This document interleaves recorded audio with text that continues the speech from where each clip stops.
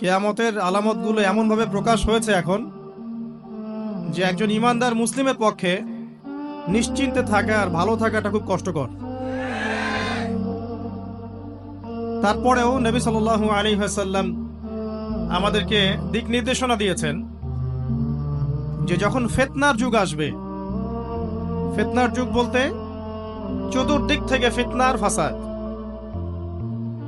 ফিতনা ফাসাদ কেমন, মানে আল্লাহ রাব্বুল আলামিন কোরআনে একটা বিষয় বলছেন, সমাজ তার উল্টা চলছে, এগুলো ফিতনা। নবী সাল্লাল্লাহু আলাইহি ওয়াসাল্লাম হাদিসে একটা বিষয় বলেছেন, সমাজ তার উল্টা চলছে, এর নাম ফিতনা। পরিবারে ফিতনা, ধর্মের মধ্যে ফিতনা, সমাজে ফিতনা, অর্থনীতিতে ফিতনা, এখন সংস্কৃতির মধ্যেও ফিতনা।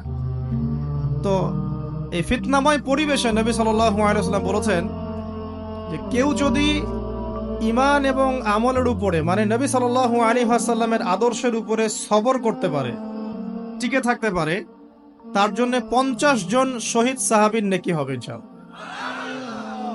তো ফিতনাময় পরিবেশে যদি সবর করা যায়, হকের উপর অটল থাকার চেষ্টা করা যায়, ইনশাআল্লাহ আপনি 50 জন শহীদ সাহাবীর নেকি পাবেন ইনশাআল্লাহ। তো প্রত্যেকটা ক্ষেত্রেই আপনি ফিতনা পাবেন। পরিবারের দিকে তাকাবেন, দেখবেন পরিবারের বন্ধনগুলো আগের মতো নাই, প্রচুর ডিভোর্স হচ্ছে, স্বামী স্ত্রীর বিচ্ছেদ প্রচুর বেড়ে গেছে। তারপরে সন্তান সন্ততি আমাদের পরিবারে যারা আছে, দেখবেন এরা বেশিরভাগই দুনিয়াদার হয়ে গেছে, দিনের খুব একটা ফিকির নাই। বেশিরভাগ পরিবারের সদস্য দেখবেন নামাজ কালামের এখন ধার ধারছে না। ম্যাক্সিমাম পরিবার থেকে আস্তে আস্তে পর্দাটা কিন্তু শিথিল হয়ে যাচ্ছে। আপনি ব্যক্তি জীবনের দিকে তাকিয়ে দেখেন, গর্বের সাথে আমরা বলি না যে 90% মুসলিমের বাংলাদেশ, দেখবেন মেজরিটি সংখ্যক মুসলিম 5 ওয়াক্ত নামাজ জামাতে পড়ে না। বেশিরভাগ মুসলিম দেখবেন আল কোরআন বিশুদ্ধ করে তেলাওয়াতও করতে পারে না। তো এরপরেও আমরা দাবি করি যে আমরা প্রকৃত মুসলিম, জান্নাত আমাদের জন্য অপেক্ষা করছে। আসলে বাস্তবতা এমন নয়। যারা কোরআন আমরা টুকটাক পড়তে জানি, তাদের মধ্যে কত পার্সেন্ট কোরআনের অর্থ বোঝে? এই আল্লাহ পাকের কিতাব আমার হাতে আছে, এই কিতাবের অর্থ কতজন বোঝে, এটা একটা চ্যালেঞ্জ। যারা কোরআন পড়তে জানি আমরা, তাদের প্রতি চ্যালেঞ্জ, দেখেন তাদের মধ্যে কত পার্সেন্ট মানুষ কোরআনের অর্থ বলতে পারবে।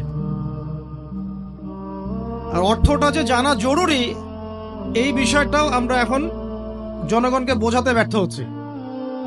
কোরআনের অর্থটা যে বোঝাটা জরুরি, এটা বোঝাতেও ব্যর্থ হচ্ছে।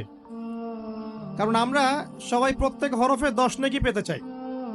কোরআন তেলাওয়াত করলে প্রত্যেক হরফে 10 নেকি হবে, এই তো। তো এই কনসেপ্ট যখন আমার মাথায় ঢুকে গেছে, আমি ওখানে নিজেকে থামিয়ে দিয়েছি। অর্থ বুঝে গবেষণা করলে এবং কোরআন কেন্দ্রিক জীবন ব্যবস্থা গড়লে যে আরো বেশি নেকি হয়, এটা আমার মাথায় নাই।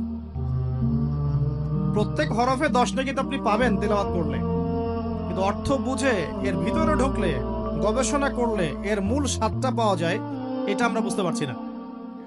দেখবেন বেশিরভাগ মানুষ কোরআনের অর্থটা জানে না। আবার আমরা যারা টুকটাক ভাঙাচুর অর্থ জানি, তারা আবার দেখবেন কোরআনের সমস্ত আদেশ মেনে চলতে পারছি না এবং কোরআনের সমস্ত নিষেধও বর্জন করতে পারছি না। সমস্যা কিন্তু এখানেও থেকে গেছে। আবার কোরআনের ব্যাখ্যা আছে হাদিস।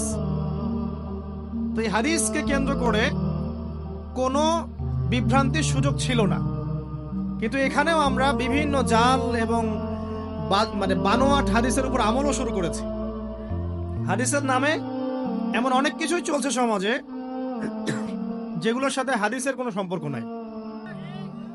আমি বলতে চাচ্ছি যে হাদিসের নামে আবার সমাজে এমন অনেক আমল চালু আছে যেগুলোর সাথে আবার হাদিসের কোনো সম্পর্ক নাই। তো দেখুন, ধর্মের মধ্যেও সমস্যা থেকে গেছে। আবার আমরা সবাই মুসলিম, আমাদের সবার ইউনাইটেড থাকার কথা। মুসলিম একটা জাতি, তাদের আল্লাহ একজন, রাসূল একজন, কিবলা এক, তাদের সবার মধ্যে একটা ইউনিটির কথা ছিল। কিন্তু আমরা ধর্মতাত্ত্বিক ভাবে এবং পলিটিক্যালি আমরা বিভিন্ন দলে বিভক্ত এবং আপোষের মধ্যে মিল মহব্বত কম। বাইরে হয়তো আমরা বলি যে আমি একজন ধর্মতাত্ত্বিক দলের সদস্য, সে আরেকটা ধর্মতাত্ত্বিক সংগঠনের সদস্য, সে আরেকটা মানহাজ ফলো করে, সে আরেক জামায়াতের, সে আরেক তরিকার ইত্যাদি। আমরা সবাই এক, যদি আমরা বাইরে এই কথাটা বলি, কিন্তু অন্তর থেকে কিন্তু আমাদের এই বিষয়টা আসছে না। তো দেখুন, ধর্মকেন্দ্রিক অনেক প্রবলেম থেকে গেছে এখন। আবার আল্লাহ রাসূল সাল্লাল্লাহু আলাইহি ওয়াসাল্লাম হাদিসের মধ্যে এবং আল্লাহ পাক কোরআনের মধ্যে ধর্ম নিয়ে বাড়াবাড়ি করতে নিষেধ করেছে। ধর্ম নিয়ে বাড়াবাড়ি করো না, তোমরা নিজেদের ধর্ম পালন করো। তা আমরা নিজের ধর্ম যতটা না পালন করি, অন্যের ধর্মের দিকে আঙ্গুলটা তার চেয়ে বেশি তুলি। আমরা আগে নিজের রিলিজিয়নটাকে ঠিক মতো পালন করি, দেখবেন সমাজ ঠিকই পরিবর্তন হয়ে গেছে ইনশাআল্লাহ। তো আমি একটা ধর্ম পালন করি বলে অন্য ধর্মের মানুষের প্রতি বিদ্বেষ পোষণ করতে হবে, তাদের উপর ঘৃণার মনোভাব প্রকাশ করতে হবে, এটা আল্লাহ পাক শেখান নাই, তার রাসূল শেখান নাই। আল্লাহ এবং তার রাসূল কি শিখিয়েছেন?